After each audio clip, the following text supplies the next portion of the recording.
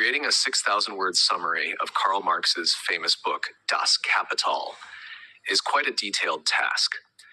Given the complexity and length of Das Kapital, such a summary would require an extensive breakdown of the major themes, concepts, and arguments across its volumes.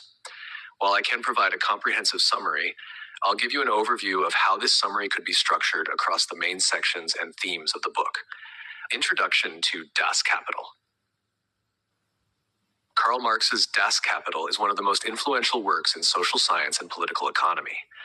Published in 1867, the first volume of Das Kapital sought to uncover the laws of motion of the capitalist system, revealing the inherent contradictions that Marx believed would eventually lead to its downfall. This magnum opus is a detailed analysis of the capitalist mode of production, focusing on how value is created and distributed in a capitalist economy. Preface and introduction. Marx's methodology. Marx begins by outlining his approach, rooted in historical materialism. He argues that material conditions and economic factors determine the structure of society, including its legal, political, and cultural aspects. Marx's analysis is based on a dialectical method, focusing on the contradictions within the capitalist system. The commodity. The book opens with an analysis of the commodity, which Marx sees as the basic unit of capitalist production. He discusses the dual nature of the commodity, having both a use value, its usefulness, and an exchange value, its value in exchange for other goods. 2.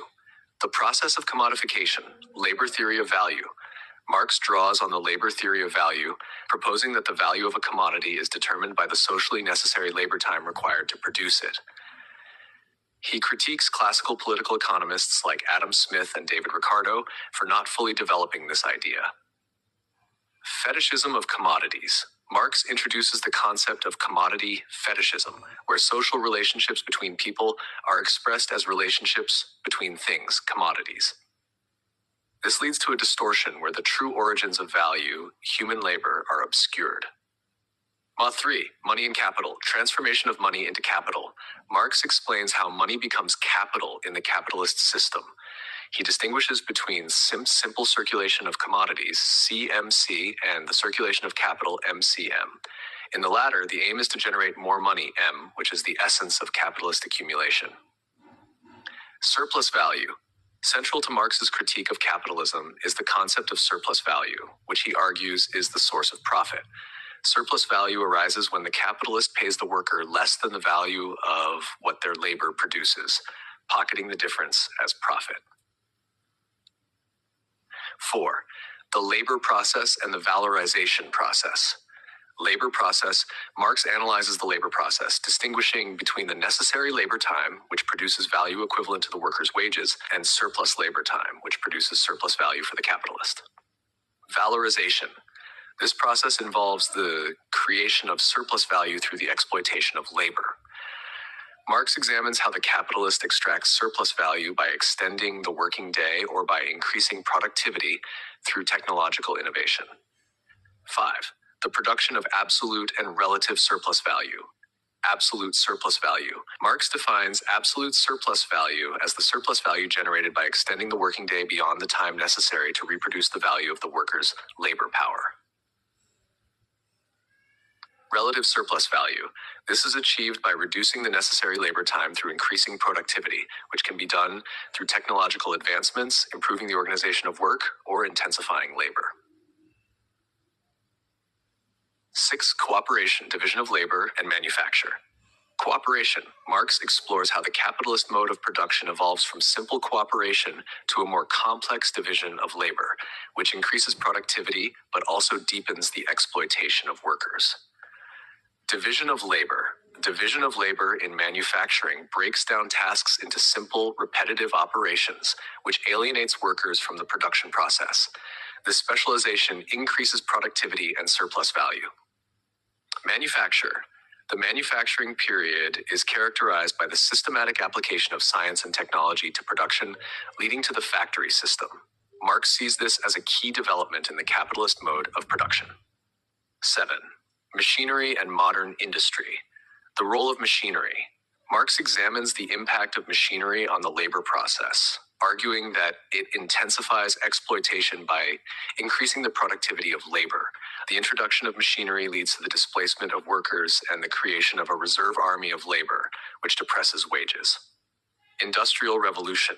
The transition to modern industry, marked by the widespread use of machinery, transforms the capitalist mode of production. Marx argues that this leads to the concentration of capital and the centralization of production, exacerbating class conflict. 8. The working day. Struggle for the working day. Marx describes the struggle between capital and labor over the length of the working day. The capitalist seeks to extend the working day to extract more surplus value, while workers resist to protect their health and well-being. Legal limits on the working day. Marx examines the historical development of legal restrictions on the working day, such as the Factory Acts in England. These laws, while limiting exploitation, also reflect the power dynamics between classes. Natural 9. Wages. The value of labor power. Marx defines wages as the price of labor power, which is determined by the value of the means of subsistence required to reproduce the worker. He distinguishes between nominal wages, the money wage, and real wages, the purchasing power of the wage. Forms of wages. Marx discusses different forms of wages, including time wages, piece wages, and the relative differences in wages due to factors such as skill, gender, and geography. The accumulation of capital. The general law of capitalist accumulation. Marx explores how the accumulation of capital leads to the concentration of wealth in the hands of a few and the increasing impoverishment of the working class. This process leads to a polarization of society into two main classes, the bourgeoisie and the proletariat. The reserve army of labor. Marx introduces the concept of the reserve army of labor, or the unemployed and underemployed, which he argues is a necessary product of capitalist accumulation. The existence of this reserve army helps to keep wages low and maintain the power of capital over labor. Primitive accumulation. Marx traces the origins of capitalism to what he calls primitive accumulation, the process by which pre-capitalist modes of production were transformed into the capitalist mode. This process involved the expropriation of land, the destruction of traditional communities, and the creation of a class of wage laborers. 11. The reproduction of capital. Sim versus expanded reproduction. Marx differentiates between simple reproduction, where the economy remains at the same level, and expanded reproduction, where capital accumulates and the economy grows. He argues that capitalist production inherently tends toward expanded reproduction due to the drive for profit and accumulation.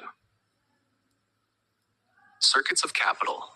Marx outlines the circuits of capital, describing how money, commodities, and labor power circulate in the capitalist economy. He shows how these circuits are interdependent and how crises can arise from disruptions in the process of circulation.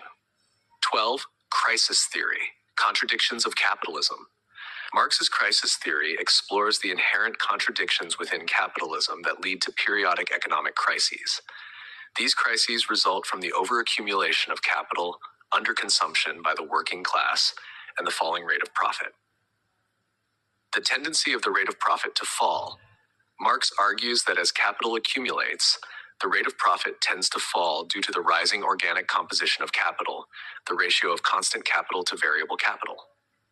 This decline in profitability leads to crises of overproduction and underconsumption. The 13. Conclusion. The future of capitalism. The inevitable collapse of capitalism. Marx predicts that the contradictions within capitalism will eventually lead to its collapse. He argues that the growing polarization between the bourgeoisie and the proletariat will lead to a revolutionary crisis where the working class will overthrow the capitalist system. The role of the proletariat. Marx sees the proletariat as the revolutionary class, capable of creating a 6,000-word summary of